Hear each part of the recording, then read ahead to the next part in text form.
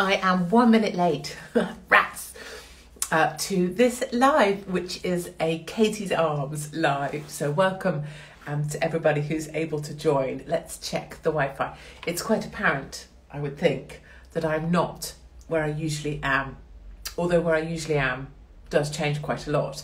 But I am back on the road, plotting another adventure, and I won't update you on my next adventure until I make it there, because I imagine there are powers out there out to thwart my every move.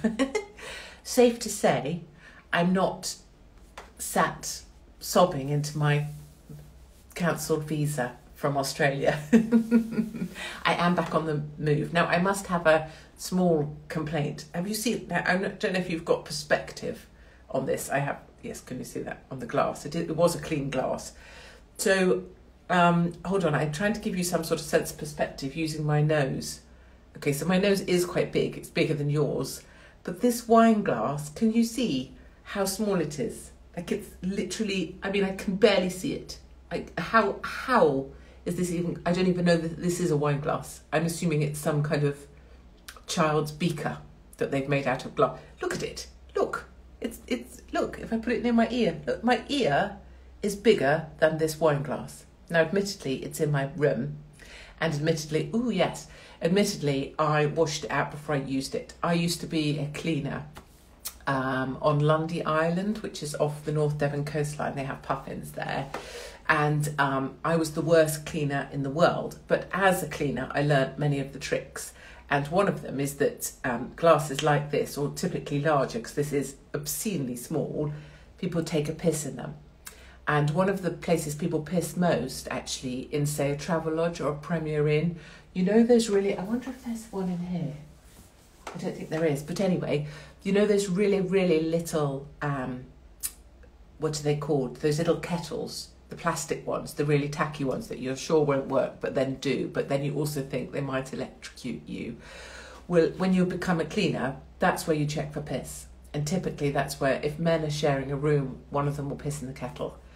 So never do that. I used to also, I had this way of dealing with bed sheets, which I considered to be, I mean, now Greta Thunberg would think I was fabulous. Have I tried the Aldi version of barefoot? You mean there's a cheaper version even than of barefoot? Because my husband calls this cheap muck. But if there's an Aldi version, I need to try it immediately.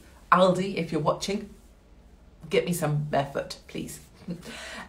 Yes, so instead of changing the bed sheets, I would get the hotel iron, and I would iron. So I would give them like a dust down to get any, you know, crumbles of human ooze off the beds. Maybe give them a little with a brush. Then I would get the iron from the cupboard, and then I would just iron the bed sheets and iron the pillows whilst they were still on.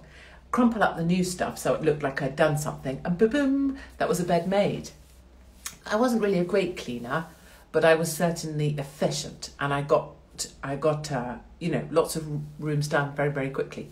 Right, Katie, I have something hilarious to tell you about Greta. Ooh, how exciting. And she's still got pigtails, even though she's now grown up. But the people are like, well, you won't be interesting if you haven't got pigtails. If you're not wearing a cagoule with pigtails, sitting looking young, no one gives a shit anymore. We're not going to save the polar bears with you being 18, are we, Greta?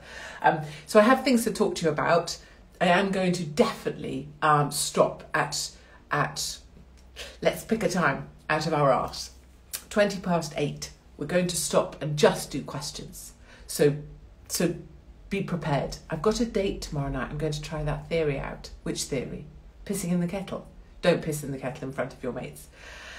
So I hope you're all right. It's been another shit week, I think we can agree, in the UK. I mean, muck shit face. Just another shitty, dreary week. We keep being promised a frickin' heat wave. And to be honest with you, the Met Office, where we get our weather from, allegedly. I used to work there. I used to have to sell the weather to traders. Another story. In fact, I used to work sometimes with Neil Oliver. Anyway, I think the Met Office are a load of old shit, actually.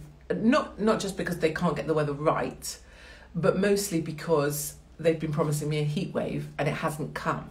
And that's really bloody annoying.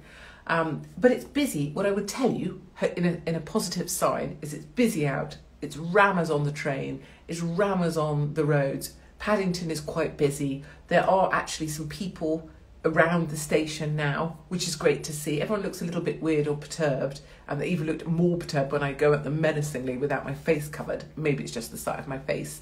But there are at least people out and about. I just had to go and do something, and a young girl, was all upset and asking me if she thinks she'll ever be able to travel again. Will the world go back to normal again? And so I was there trying to console her, telling her it was going to be all right and we'll find a way. But in my heart, I was kind of thinking, you're having a laugh, love. You're having a laugh if you think it's ever going to go back to normal, or if there'll ever be planes again at a price you can afford to fly where you want to fly. But I couldn't say that. So I tried to be, upbeat and told her that we will find a way to give you back your freedom. But she kind of just wanted to be reassured by an oldie that she could have some of the life I used to have. That was all a bit sad. I find these things the most upsetting thing. Even the police that deported me from Australia, they were so lovely, and many of them were just so pissed off with the lockdown, with the government, with the bullshit of sitting at the airport, supervising quarantine zones. One of the police officers was just darling. He'd cancelled a holiday 4 times. It's odd, isn't it? You get deported from a country for mocking their nonsense rules, but the very police who are tasked to deport you are totally with you. But we will find a way, as someone says here. We will find a way, and we will, because our side is still the best.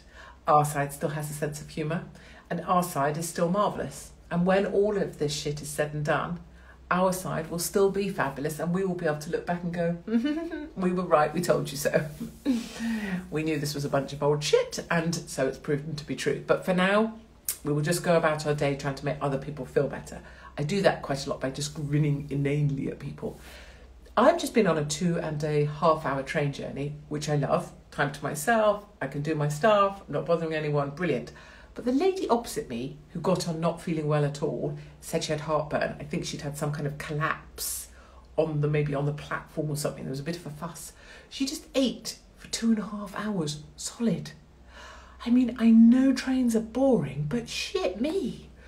They had the bag of, which I love because this is, my roots, the bag of white bread where someone had gone through and made the whole loaf into sandwiches that were then distributed about the whole of the train carriage. I mean, good on them, but she was complaining that the cheese didn't taste of anything, but she still managed to chomp her way through 6 slices of bread, and she was complaining that she had heartburn and didn't feel well. And I was like, well, you're doing all right, bird. And then they cracked open the scones, which they called scones. Ooh, a little bit annoying, to be honest. I wanted to go, it's scones! But I didn't. I just pretended that I hadn't noticed. She chomped her way through 2 fruit scones. Then she said, I prefer them with the cream and jam on. Yeah, no shit, Sherlock. We all prefer that. But we're currently an hour into a journey. You've just eaten 3 rounds of cheese sandwiches. You're supposed to have heartburn and you're not feeling very well. You've just eaten a scone. And then she moved on to something else. And then she got one of the train staff to bring her a special coffee. And when we got into Paddington, she got off the freaking train, scones. It's not scones, it's scones. Scone, like gone. Scone, gone. She got off the bloody train with her 150 family members that were all eating from the bag of cheese sandwiches that she half destroyed. And she got picked up in one of those freaking carts. One of those doot carts, and sat there. No wonder she couldn't freaking walk. She just stuffed her freaking face for the last 2.5 hours. I was like, she could do with a walk, to be honest, Brian. She needs to burn off some of the scones. And I actually know the guy driving that truck because I know quite a lot of the lads here at Paddington. We get on, and I was like, oh, you might need an extra charge. Go and plug it in, Brian. You've got a heavy load. So I think she cured her heartburn. I mean, I don't know. 6 bread slices, 2 scones and some coffee. I think she felt a bit better. I don't know. She looked revived. Jesus. I wanted to kind of, because not like anyone can eat what they want. Everyone can eat what they want. Obviously, you have to train hard if you want guns like mine. But everyone can eat what they want. Just don't ask me how I, get these. It's basically pain. You need to take the pain, right? You don't earn muscles unless you sweat. But I kind of wanted to say to her, your body's got to work to like digest all that shit. So if you're not feeling the best bird, the best thing you can do is just let your body like chill out. Have another scone.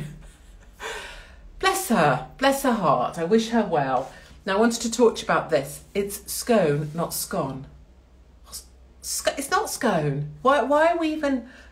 I can't even believe this. This is like my pub, my Katie's Arms, and I'm being told how to say things. Right.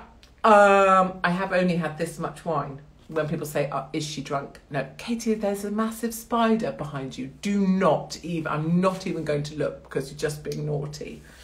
And also, I'm not an arachnophobe. I'm many other phobes, aren't I? I'm a fatophobe. I'm a twatophobe. Twatphobic. So, my daughter, it would appear, hold on, I'm going to drink some from the tiny, hold on, let's see if I can get my lips around it. Thimbles, see, that's why I shouldn't drink from them.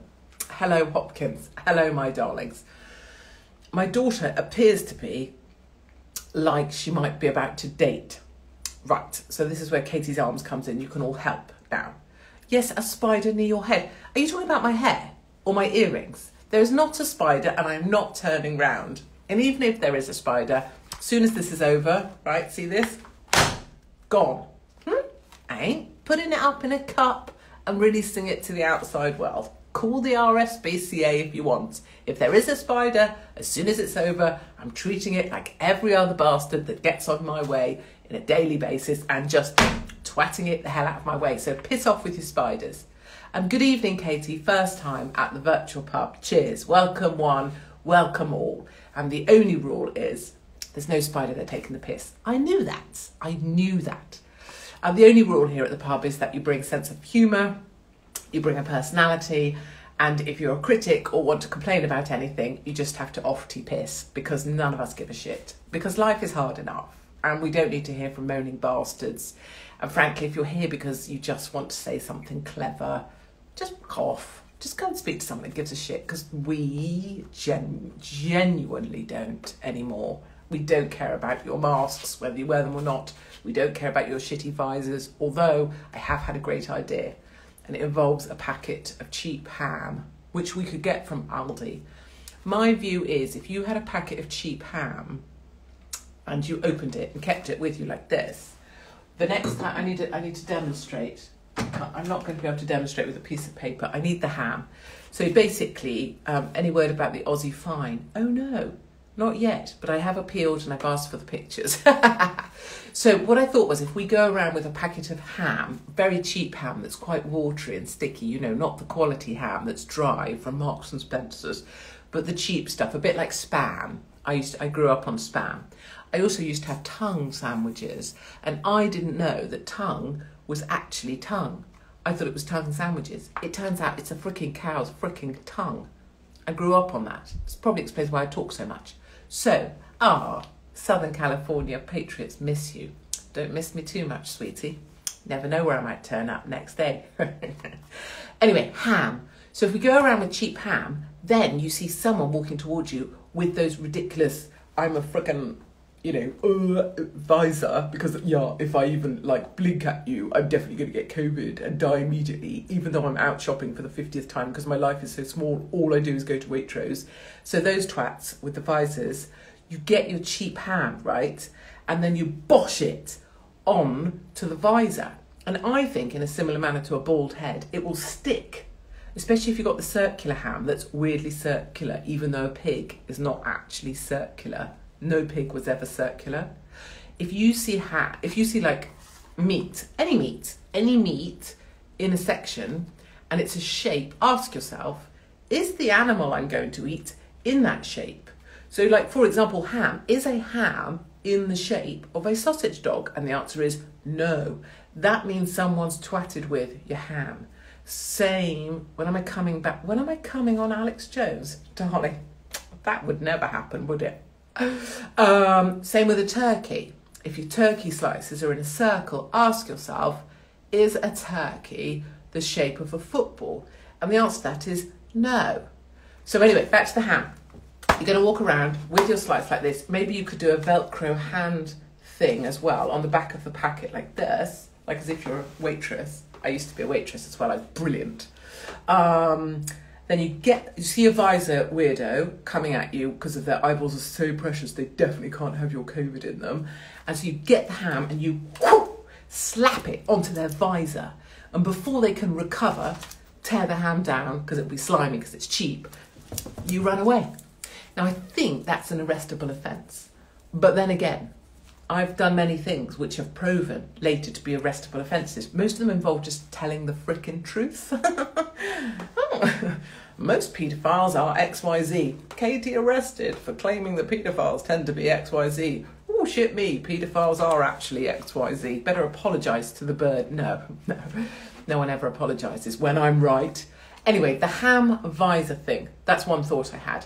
Second thought, I agree, Katie should be Prime Minister. Yes, I should. I should stand on the steps of 10 Downing Street and tell everybody to do ham twatting of the visor weirdos. That's the way the country needs to go. Dating tips. Oh, look, we've only got 2 minutes to questions. You see, this is what happens. Joe Rogan and Katie would be a great watch. I think I'd eat him for breakfast. He's so used... I watch boys on that show and they're so desperate to like have Joe like them. They're like blowing him the whole time, you know. So they're like pretending to like have banter and stuff, but really they want to like, you know, bum Joe quietly in the corner. What Joe needs is a strong woman to tell him that he sacrificed a lot of his principles in order to get his cushy contract, and why doesn't he have some balls? Wouldn't mind grabbing Joe Rogan's balls, actually. I expect they're not all that big. Dating rules for my daughter. So I'm thinking about having a set of rules that I place on the fence post at the end of our gate. And therefore it would provide some sort of warning for any man or woman planning on dating my daughter. And these aren't really kind of, these aren't meant in a cruel way. They are meant to, these are just meant to be sort of rules. They're sort of standards, really. I mean, this is sort of, it's verging on the Tyler conversation, isn't it? Remember that? Tyler! Stop biting Chardonnay! Anyway, my view is that a boyfriend of my daughter should be, or girlfriend, should be at least 6'2". And please, you know, I'm sure some of you are short, and that's lovely, and that's marvellous. But I don't agree with short people. I'm fine with short women, but I don't agree with short men. So if a man is nipple height, Sadiq Khan is just below my nipples, more like my grandma's nipples. I don't agree with short people. That's just a fact. So I'm thinking of getting, you know those bars like they have at Alton Towers, where if you're this high, you're not allowed to go on the ride. So unless you're, you know, if you can go under this bar, you're not allowed on the ride. So if we take that principle and extend it through to my daughter, so what I'm going to do on the fence post at home is get a 6'2" sort of barrier. And if a guy or a woman can come under that, then they can't date my daughter. They can't go on the ride, not suggesting my daughter's the ride, because we need to have some sort of criteria. I've also put down here, no fundamentalist Welsh. And this isn't, of course, racist against the Welsh. I'm talking fundamentalist Welsh. So maybe you're like a regular Welsh dude, like you live in Newport and you're always around your mums, because all Welsh people go in and out of their parents and their grands and their aunts, and they all live in the same street, because that's how it works in Wales. But anyway, I'm not talking about those Welsh, that's fine. I used to date a Welsh guy, he's probably watching. John, if you're watching, I still love you. John turned gay to get away from me. What actually happened was John was always gay, but he pretended to be straight to take me home to his mum and dad so that they would be happy. But how he thought that me being his girlfriend would make them happy, I don't know. But he was always gay, and I still loved him anyway. No fundamentalist Welsh. Some Welsh people are so Welsh, they believe that you should still speak Welsh. That's weird. No one speaks Welsh, but Welsh people try and mandate it, the fundamentalists. Fundamentalist Welsh also believe that you should teach maths in Welsh. So not only does a friggin' 6-year-old kid in Wales have to learn the frickin' Welsh language, even though no one ever speaks it, even though they'll never use it again for the rest of their life, and even though it's a load of old shit.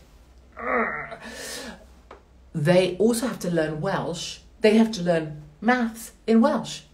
Can you even imagine? maths is already freaking hard enough if you're 6, without having to learn how to do maths only in consonants with the use of very few vowels. And that's what they do. So I'm saying no fundamentalist Welsh boyfriends or girlfriends. So we're going 6'2", no fundamentalist Welsh. Are we agreeing? I hate the Welsh accent. Thank you. Me too. No one should be able to sing and also protect a quality language, and definitely not end up at the end with the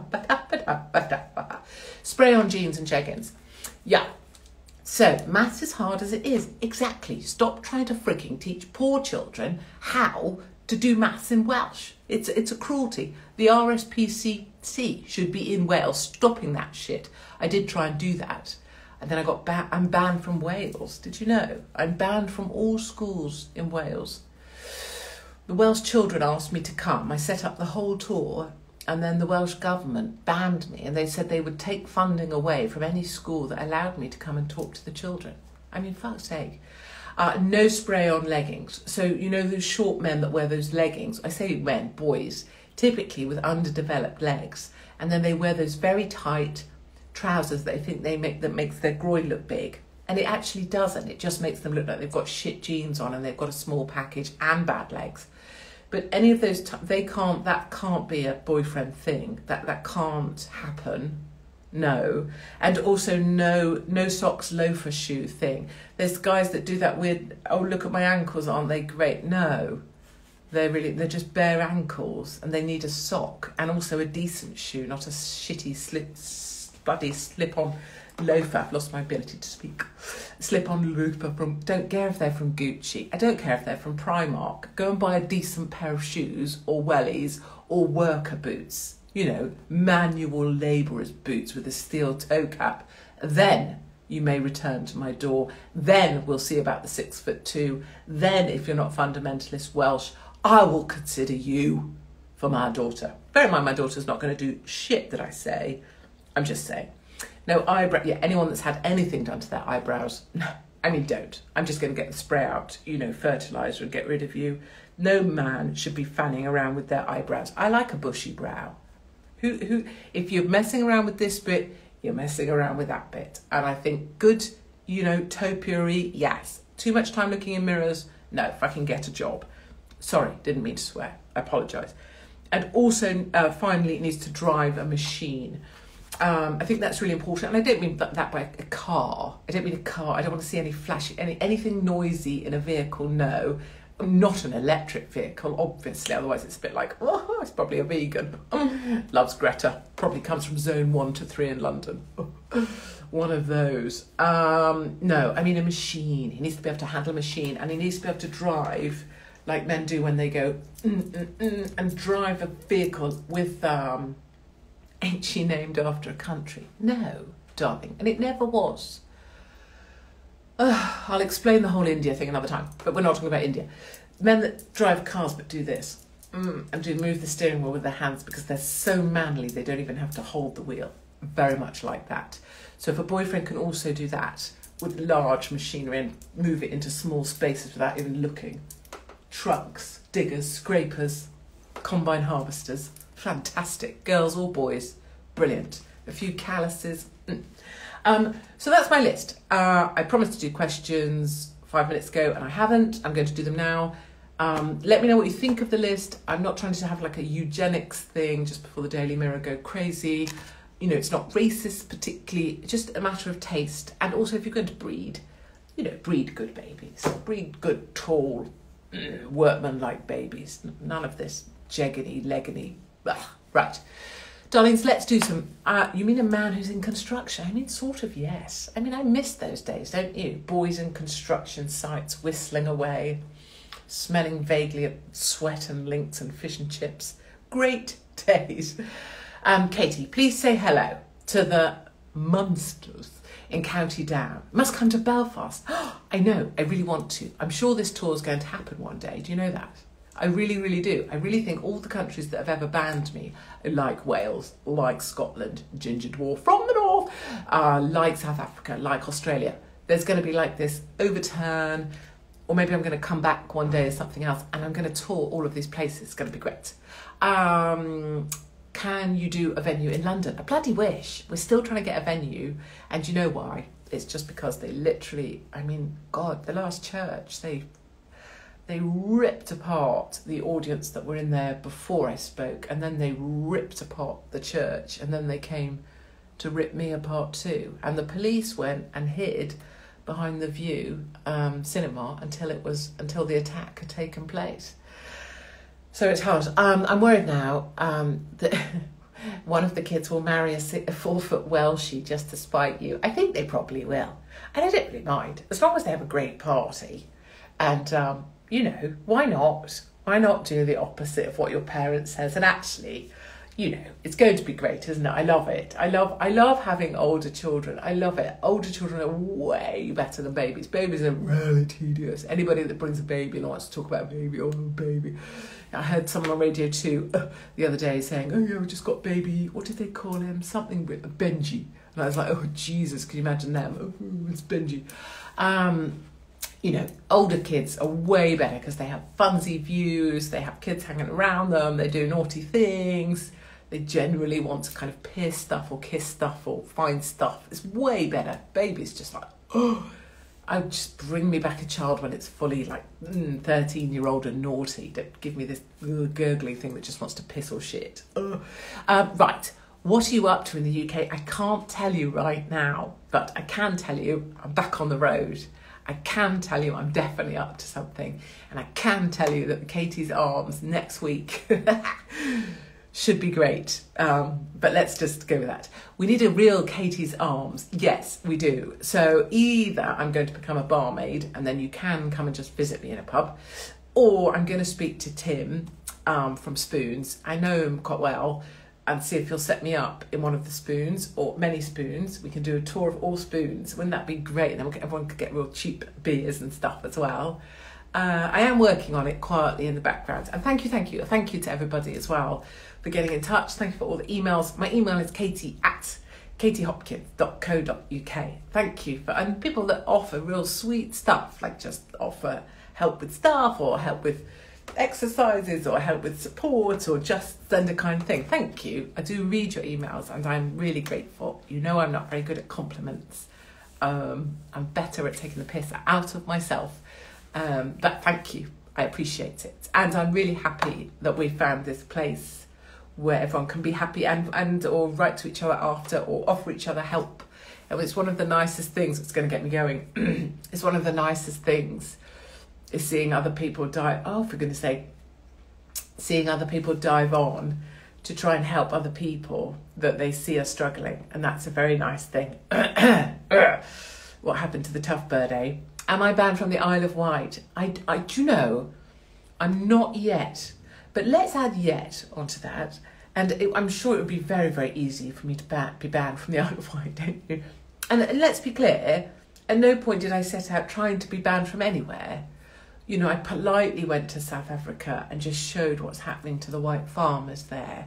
I politely went to Australia and slightly took the mickey out of the bullshit of imprisoning their own people and keeping families apart. You know, and I've never actually done anything wrong in Wales apart from, you know, highlight the hypocrisy of the Welsh government. So I guess that's, you know, that's slightly this thing about when I've been arrested or interviewed under caution. All I've ever really done is just be true to what I believe, and I don't regret anything I've ever said. I don't take back anything I've ever said, and I believe every word I've ever said. And at no time have I ever done what I'm supposed to do in order to not tell what I think is the truth. It's why I've been fired from every job ever. Amazingly, actually, I wasn't fired from being a cleaner. And I was properly shit. I've been really good at all my other jobs, but I was properly shit at being a cleaner. So there you go. Right, it's what time is it? 8:30, and I always promise to give you your life back. So I will say cheers with my tiny thimble of bloody whatever. And we will have more fun very, very soon. And remember, you know, people can deport my arse, but they can't deport the truth. And the simple truth of my life is that because I'm already on extra time, because I don't actually own anything anymore, nothing, I don't have a house to my name, nor bank accounts, nor nothing, And because I have no fear whatsoever, because I'm on extra time, I am possibly as free as it is possible to be. And that's why I'm in this very fortunate position of being able to just take my path and walk it, because there's nothing anybody can take from me. And as long as I make one person smile in a day, that's my day pretty much as good as gold. So that's the truth with me. Okay, everybody, thank you very much for joining in. Thank you for being part of Katie's Arms. And one day, mark my words, we will have a Katie's Arm in real life, and hopefully we can do the Spoons tour of the UK and bring Katie's Arms to every Spoons in the UK, because that would be a glorious thing. Okay, thank you very much for watching along.